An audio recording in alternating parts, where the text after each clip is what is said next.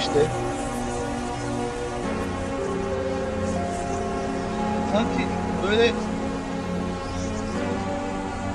buram acıyor gibi ha. Buram sanki buram çok acıyor gibi oldu şimdi. Bu acı geçiyor mu hiç?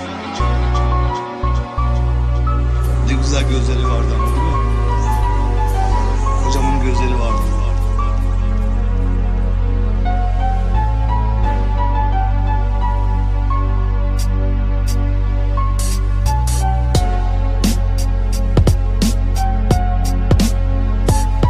Sabahın 5.30, kendimi mesafelere odakladım. Uykular haram, orada morarıyorken dudakların.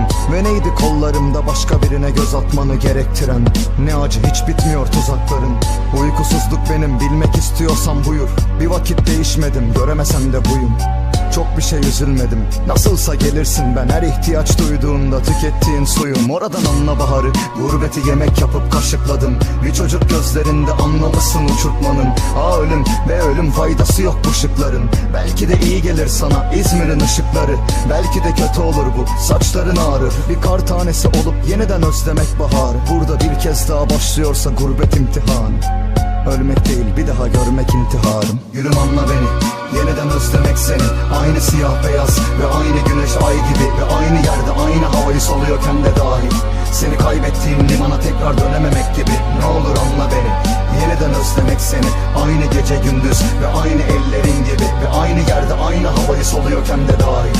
Beni defalarca öldürsen de ölememem gibi. Yürüm anla beni, yeniden özlemek seni.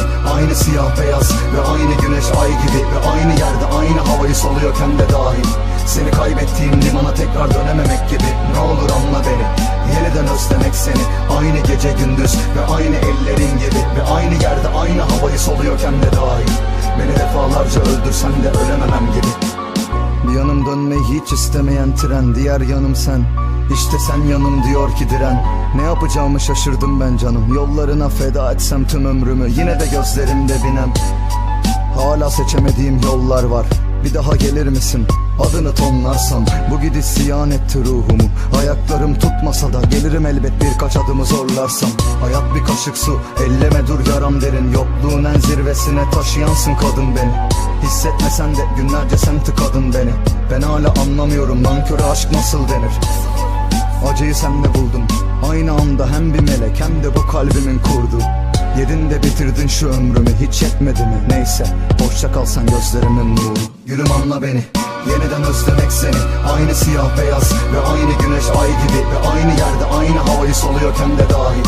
Seni kaybettiğim limana tekrar dönememek gibi. Ne olur anla beni, yeniden özlemek seni. Aynı gece gündüz ve aynı ellerin gibi. Ve aynı yerde aynı havayı soluyorken de dahil.